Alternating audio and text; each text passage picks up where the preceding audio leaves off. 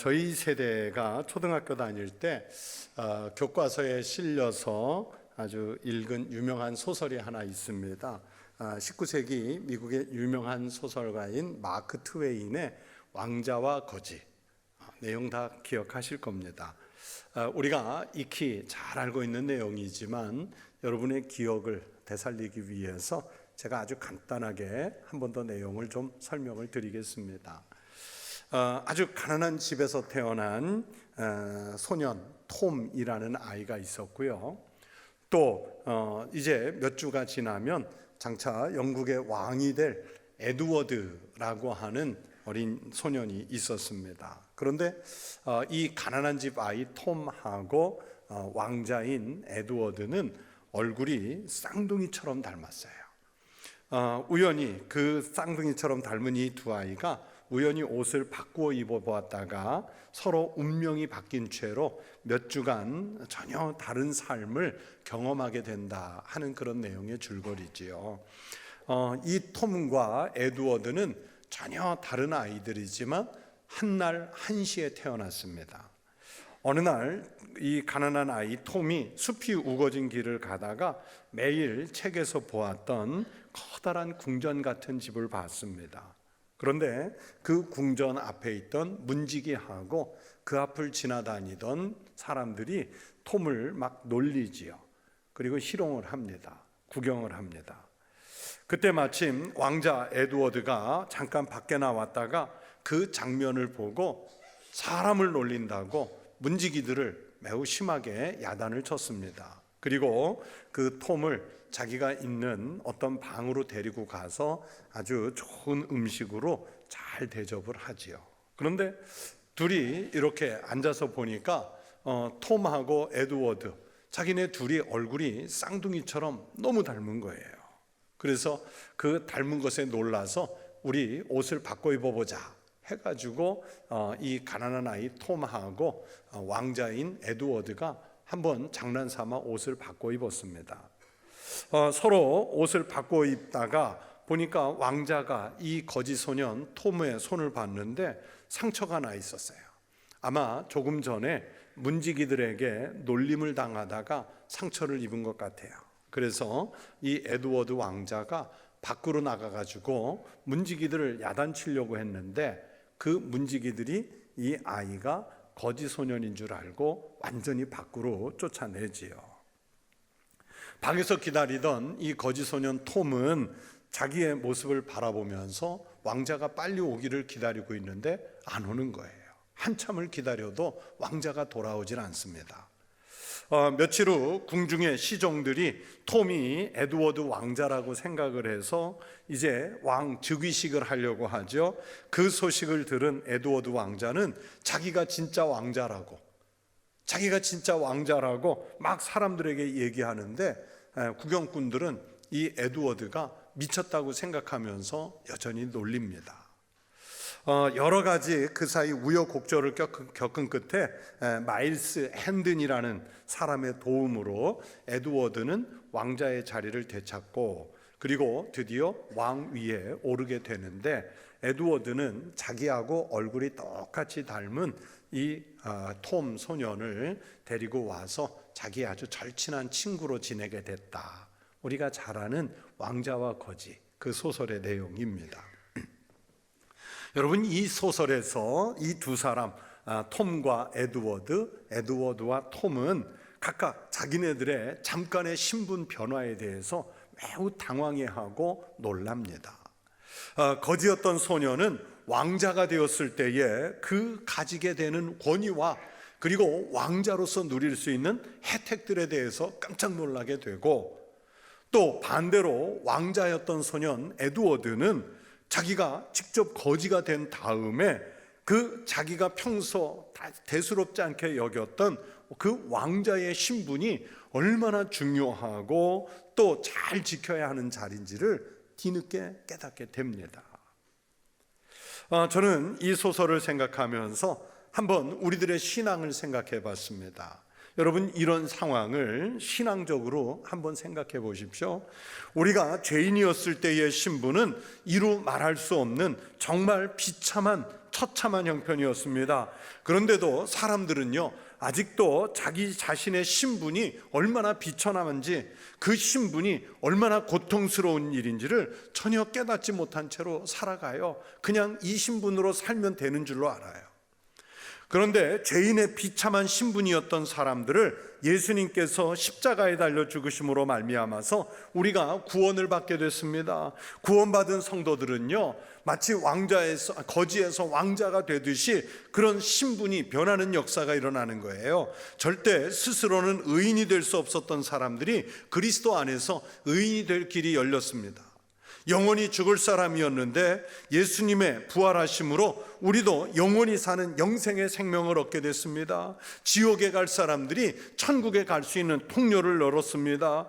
또 이 세상에서 절대 얻을 수 없는 놀라운 신분의 상승, 내 신분의 변화를 구원받은 사람들이 갖게 되는 거예요. 이것이 바로 구원받은 사람들이 누리는 하나님의 은혜입니다. 여러분, 우리가 구원받기 전에는 영적인 면에서요, 하나님과 단절되어 있던 사람들이에요. 여러분 모두가 다 하나님과 단절되어 있던 사람들이에요. 하나님 없이 사는 어리석은 백성이 되다 보니 영적인 삶이 없어지고 오직 육체대로 행하면서 살게 됐습니다. 다윗은 시편 14편 1절에서 이런 상황에 대해 이렇게 고백했습니다. 어리석은 자는 그의 마음에 이르기를 하나님이 없다 하는도다. 그들은 부패하고 그 행실이 가증하니 선을 행하는 자가 없도다. 하나님 없이 사는 사람이 얼마나 어리석은지를 잘 말씀하고 있어요. 다윗의 고백처럼 어리석은 사람 중에 가장 어리석은 사람이 누구냐면 하나님을 모르고요, 그러면서 하나님 없다고 말하는 사람들이에요. 하나님이 없기 때문에 그 사람들은 자기 행실이 부패한 줄도 모르고 육체의 본능대로 행하면서 살지요. 자기 행동의 선과 악을 구별하지 못하기 때문에 악한 행실만 행하면서 삽니다. 그래서 결국에는 하나님의 심판을 받는 것 외에는 아무것도 기대할 수 없는 소망이 없는 삶을 살아가는 거예요. 오늘 본문 1절부터 3절이 바로 그 이야기를 말씀한 겁니다. 그는 허물과 죄로 죽었던 너희를 살리셨도다. 그때의 너희는 그 가운데서 행하여 이 세상 풍조를 따르고 공중의 권세 잡은 자를 따랐으니 곧 지금 불순종의 아들들 가운데서 역사하는 영이라. 전에는 우리도 다 그 가운데서 우리의 육체의 욕심을 따라 지내며 육체와 마음에 원하는 것을 하여 다른 이들과 같이 본질상 진노의 자녀이었더니. 여러분, 다른 사람들이 아니라 바로 우리 자신이 하나님 없이 살던 사람들이었다는 거예요. 원래는 진노의 자녀였다는 말씀입니다. 그래서 이 세상 풍조를 따라서 살았고 육체의 욕심을 따라서 살아가던 사람들이었어요. 그래서 이런 내용에 대해 바울은 허물과 죄로 죽었던 우리라고 표현을 한 거예요. 이 본문의 허물이라는 말은 헬라어로 파라프토마라는 단어를 쓰는데 이건 위반이라는 뜻이에요. 우리가 법을 위반했다, 교통법규를 위반했다, 어떠한 규정을 위반했다 할 때 파라프토마, 규정을 위반했다, 이 단어를 써요. 즉 우리가 원래는 하나님의 뜻대로 살게끔 창조됐는데 우리가 죄로 인해서 생명을 위반한, 하나님의 말씀을 위반한 그런 사람들이 됐었던 거예요. 또 허물과 죄 그랬는데 이 죄는 헬라어로 하마르티아라고 해서 관역을 벗어났다는 뜻입니다.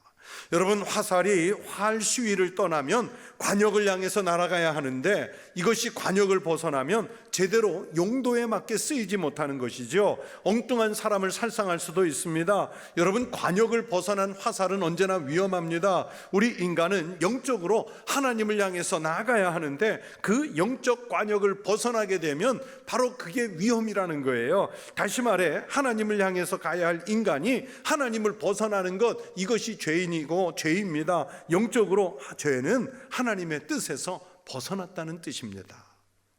하나님의 뜻에서 이렇게 벗어나 잘못된 방향, 어긋난 삶을 살아가는 사람을 성경은 죄인이라고 표현을 했어요.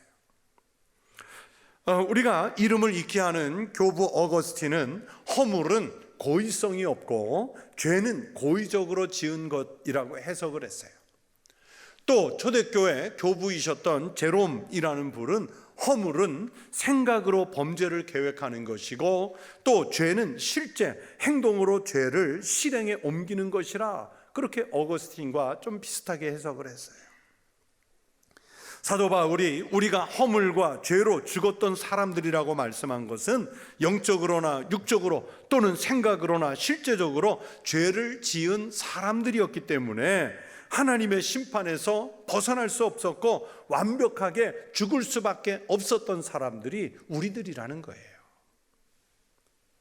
그런 죄인들에게 갑자기 신분의 변화가 일어났습니다. 어떤 변화가 일어났는지 4절과 5절에서 말씀하지요. 긍휼이 풍성하신 하나님이 우리를 사랑하신 그 큰 사랑을 인하여 허물로 죽은 우리를 그리스도와 함께 살리셨고 너희는 은혜로 구원을 받은 것이라. 여러분 생각해 보세요. 죽은 사람이 다시 살아났다는 소식만큼 놀라운 소식이 있겠습니까? 사형수가 죽기 직전에, 사형을 당하기 직전에 갑자기 그 사형을 면제받았다는 것만큼 여러분 큰 은혜가 어디 있겠습니까? 바로 우리에게 이런 일들이 실제로 일어난 거예요. 우리를 그리스도와 함께 다시 살리신 그 은혜는 오직 하나님 은혜인 줄로 믿습니다. 그래서 너희는 은혜로 구원을 받은 것이라 말씀하지요. 8절에서도 이것을 다시 한번 강조해서 말씀합니다. 너희는 그 은혜에 의하여 믿음으로 말미암아 구원을 받았으니 이것은 너희에게서 난 것이 아니요 하나님의 선물이라. 무엇으로 인해서 구원을 받았다고 성경이 말씀하세요? 은혜에 의해서. 여러분 이 은혜에 의한 구원을 누구의 선물입니까? 하나님의 선물입니다. 그래서 구원은 우리가 이룬 것이 아니라 절대적으로 하나님이 선물로 주신 은혜의 결과가 됐습니다. 여러분 선물이 뭐예요? 선물 받아보셨지 않습니까? 선물이 뭐예요? 여러분 물건을 돈을 주고 사면 그건 구매한 것이지 선물이 아니잖아요. 예를 들어서 만약 우리 집에 어린아이가 또는 손자 손녀가 과자를 산다고 가게에 가서 돈을 주고 자기가 먹고 싶은 과자를 사갖고 와서 집에 와서 그러는 거예요. 할머니 할아버지 아니면 엄마 아빠 저 과자 선물 받았어요. 그렇게 말하면 그 말 틀린 말이지요. 그런데 아이가 돈을 가지고 가서 자기가 원하는 과자를 하나 샀는데 그 집 주인이 보니까 잘하는 집 아이 딸이란 말이에요. 애가 또 귀엽고 사랑스러우니까 야 너 그거 말고 아줌마가 선물 하나 더 줄게 해서 다른 과자를 돈도 안 받고 그냥 더 주면 그게 선물이지요. 그렇죠? 선물은 값을 치르고 받는 게 아니에요. 구원이 하나님의 은혜로 주신 선물이라면 그 구원의 값은요 하나님께서 이미 다 감당을 하시고 우리에게는 무상으로 주셨다는 뜻이지요. 여러분 그 구원을 위해서 여러분이 치른 값이 무엇이 있습니까? 생명을 얻는 대가로 얼마만큼의 값을 내야 합니까? 1천만 원을 내면 되겠습니까? 평생 하나님 앞에 1억 원을 헌금하면 저절로 구원을 받겠습니까? 전 재산을 투입하면 구원을 받을 수 있겠습니까? 아니면 여러분이 구원을 받기 위해서 무슨 위대한 일을 하신 게 있습니까? 모든 사람들에게 인정을 받을 만한 깜짝 놀랄 만한 그런 공로를 세우신 게 있으십니까? 구원을 받기 위해서 내 인생에서 가장 필요한 무엇을 여러분은 희생하신 게 있습니까? 그런 것으로 구원의 값을 매길 수는 없어요. 우리가 구원을 받기 위해 즉 생명을 얻기 위해서 인간적인 그 무엇으로도 값을 대신할 수 있는 것이 아무것도 없습니다. 그래서 본문 8절에서 구원이 너희에게서 난 것이 아니오 라고 말씀했어요. 우리에게서는 도무지 이 구원의 값을 낼 능력이 없다는 뜻입니다. 하나님께서 인류의 죄를 구속하기 위해서 나 같은 죄인 한 사람을 구원하시기 위해서 독생자 예수님을 십자가에 달리게 하셨습니다. 하나님 자신의 생명을 값으로 지불하신 거예요. 그래서 은혜입니다. 8절에서 하나님의 선물이라고 말씀했습니다. 우리에게 무슨 자격이나 공로가 있어서 우리가 구원을 받아 예배당에 앉아 있는 것이 아니라 하나님의 주권적인 은혜로 선택해 주셨기 때문에 구원을 받게 됐습니다. 그래서 하나님의 선물이에요. 오늘 성경을 보시면 다만 우리에게 요구하는 것이 있다면 이 엄청난 복음의 진리, 은혜를 믿을 수 있는 믿음뿐입니다. 뇌물이 아닌 선물을 받으면 감사합니다 하고 고맙다는 마음을 표하고 받으면 되는 거예요. 선물을 주는 분의 본의를 이해하지 못해서 지나치게 됐습니다, 안 주셔도 됩니다, 거절합니다. 여러분, 그거 기분 나빠하는 거 바른 태도 아니에요. 하나님이 주시는 은혜의 선물에 대해서 우리는 감사함으로 받으면 됩니다. 여러분, 그 감사함으로 받는 것 자체가 믿음이에요. 구원을 주신 은혜에 합당한 삶을 살면 되는 것입니다. 생명을 걸고 선물을 주셨는데 아직도 불순종의 사람들은 그것을 받아들이지 못하는 거예요. 또 심지어 예배당 안에 우리가 앉아 있으면서도 내가 주님으로부터 구원을 선물로 받아서 내 신분이 변화된 것에 대한 그 엄청난 가치를 못 알아본 채로 앉아 있는 사람들도 있어요. 생명의 선물의 값을 알지도 못하고 여전히 진노의 자녀로 머무는 사람들은 하나님이 선물로 주신 그 가치, 그 값을 잘 모르는 거예요. 여러분, 사람이요, 귀한 선물을 받고도요, 가치를 모르면 그렇게 버리는 거예요. 알지를 못해요. 그런데 여러분, 우리가 물건은 그렇다 쳐도 여러분, 생명까지 그렇게 미련하게 버리면 안 되지 않습니까? 하나님이 구원하신 생명의 가치, 구원의 은혜를 몰라서 지옥으로 내 생명을 던져버린다면 여러분, 이건 영원한 형벌이에요. 다시 찾아올 수도 없습니다. 나중에 후회하고 사려고 해도 다시 살 수 있는 길이 전혀 없습니다. 순종의 자녀가 돼서 믿음을 영접하고 영생을 얻는 성도, 구원의 가치와 그 확신을 갖는 성도들이 되시기를 축원합니다. 여러분이 구원을 받고 믿음 생활하시면서 정말 주의 깊게 조심해야 하는 태도가 있습니다. 바로 겸손입니다. 오늘 본문에서 사도 바울이 말씀하지요. 구원받은 사람들에게 9절에서 말씀합니다. 행위에서 난 것이 아니니 이는 누구든지 자랑하지 못하게 함이라. 여러분의 신앙의 경륜을 자랑하지 마십시오. 여러분이 가지고 있는 신앙의 지식을 자랑하지 마십시오. 여러분이 가지고 있는 직분을 자랑하지 마십시오. 겸손하십시오. 가끔 간증하는 분들, 간증을 전문적으로 하는 분들의 간증을 듣다 보면 하나님은 없고요, 자기 자랑을 합니다. 간증이라는 것은 내가 예수를 믿고 주님의 은혜로 나에게 어떤 변화가 일어났는지, 그래서 내 삶이 어떻게 변했는지, 나의 신분이 어떻게 변했는지, 그리고 어떻게 하나님의 영광을 나타내고 살고 있는지, 이걸 말해야 되는데 간증이라는 옷을 입고 자기를 자랑할 때가 있어요. 그러면서 교만한 태도를 보입니다. 간증을 핑계로 한 신앙인들의 착각입니다. 신앙이 성장하고 성숙할수록 우리는 겸손해야 합니다. 자랑할 것이 없습니다. 왜냐하면 주님의 은혜 때문이지 나의 공로로 인한 것이 아니기 때문이라고 오늘 말씀하시잖아요. 오직 겸손한 태도로 감사한 마음으로 하나님이 주신 은혜의 선물, 구원의 감격을 누리는 우리 청북교회 믿음의 성도들이 되시기를 축원합니다. 그러면 하나님은 왜 그렇게 귀한 구원을 우리에게 선물로 주셨을까요? 예수님을 십자가에 달려 생명값을 치르면서까지 왜 우리에게 선물을 주셨을까요? 왜 아무 값도 요구하지 않고 은혜로만 구원을 주셨을까요?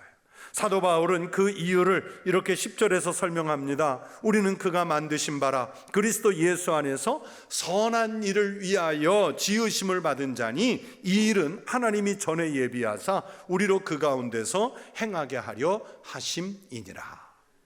하나님께서 우리를 구원하신 것은요, 우리를 통해서 하나님의 선한 일을 도모하기 위해서랍니다. 그래서 그리스도인은 구원받은 은혜에 감사해서 하나님이 기뻐하시는 삶을 살아야 합니다. 하나님께 영광을 돌리는 삶을 살아야 합니다. 그것이 우리가 선물을 주신 분의 뜻을 따라서 사는 길인 줄로 믿습니다. 많은 그리스도인들이 순서를 바꾸어 또는 순서를 잃어버릴 때가 있습니다. 내가 교회와 사회에서 열심히 봉사해서 하나님께 인정도 받고 교회와 사람들에게 인정을 받아야지 하는 마음에서 봉사하는 분들이 있어요. 직분을 감당하는 분들이 있어요. 그러다가 사람들이 몰라주거나 목회자가 몰라주거나 교회에서 제대로 인정을 받지 못하면, 사회에서 인정받지 못하면 섭섭해하는 경우 있습니다. 우리가 봉사를 값으로 여기기 때문입니다. 그 봉사를 통해 어떤 보상을 기대하고 있기 때문이에요. 우리가 구원을 받았기 때문에 너무 감사해서 정말 은혜를 갚는 마음으로 열심히 하는 거예요. 오히려 어떤 대가를 받고 하는 것보다 더 열심히 하는 거예요. 왜냐하면 이미 우리는 구원이라는 생명의 값을 은혜로 받았기 때문입니다. 이 땅에 사는 무수한 사람들이 자신들이 왜 사는지 질문을 해왔고 지금도 하고 있습니다.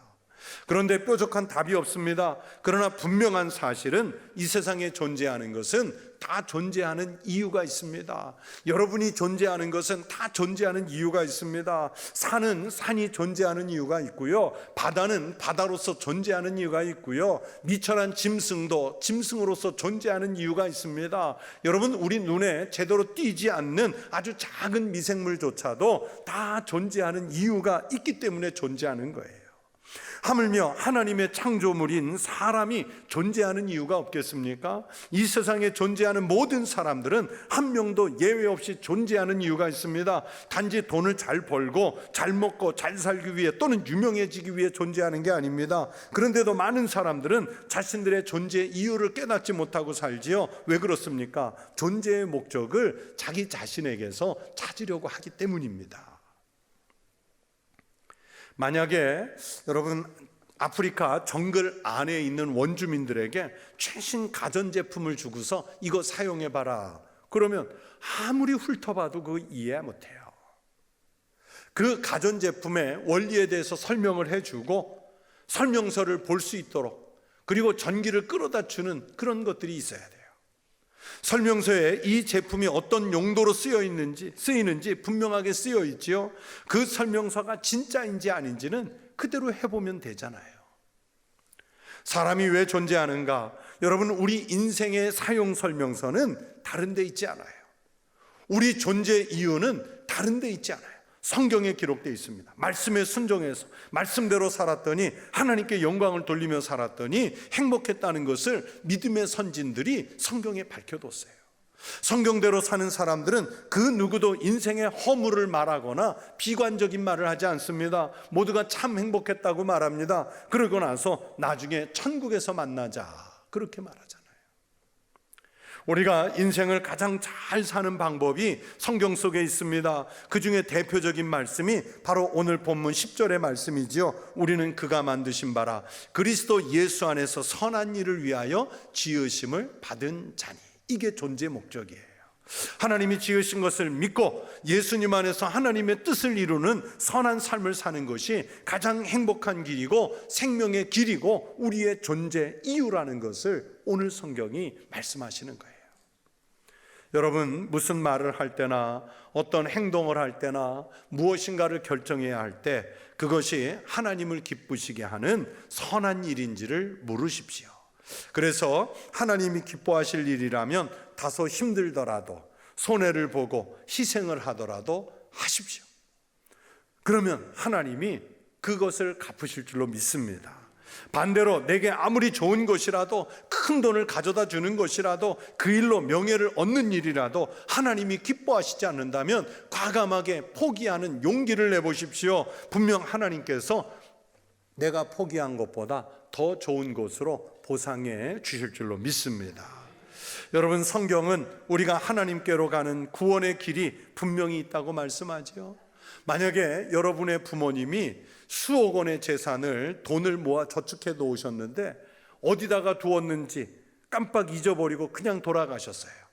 분명 집안 어딘가 감추어 두셨는데 그걸 잊어버리셨어요. 그러면 여러분 어떻게 하겠어요? 마루도 뜯어보고 벽지도 뜯어내보고 지붕 천장도 뜯어내보고 심지어 벽돌 한 장 한 장을 뽑아가면서까지라도 그거 찾아보려고 할 것 아니겠어요? 그런데 그것보다 훨씬 더 귀한 생명을 구원하는 문제에 대해서는 어떻게 대처하고 있습니까? 찾으면 좋고 못 찾으면 말고, 내 신분이 어떻게 상승하고 어떻게 변화됐는지 깨달으면 좋고 모르면 그대로 살면 되고. 여러분, 그것은 아니지 않습니까? 성경은 분명히 구원은 행위에서 난 것도 아니고 사람에게서 난 것도 아니라고 말씀해요. 하나님의 선물로 주신 세상의 어느 것과 비교할 수 없는 가장 값진 것인 줄로 믿습니다. 이 하나님의 구원의 선물 때문에 우리의 신분이 진노의 자녀에서 하나님의 자녀로, 지옥의 자식에서 천국의 백성으로 변화가 일어난 줄로 믿습니다. 이 구원받은 소중한 생명으로 하나님께 영광을 돌리는 믿음의 삶을 사는 성도들이 되시기를 주의 이름으로 축원합니다. 하나님 은혜 의지에서 살아가는 참 복된 성도들 되시기를 주의 이름으로 축원합니다.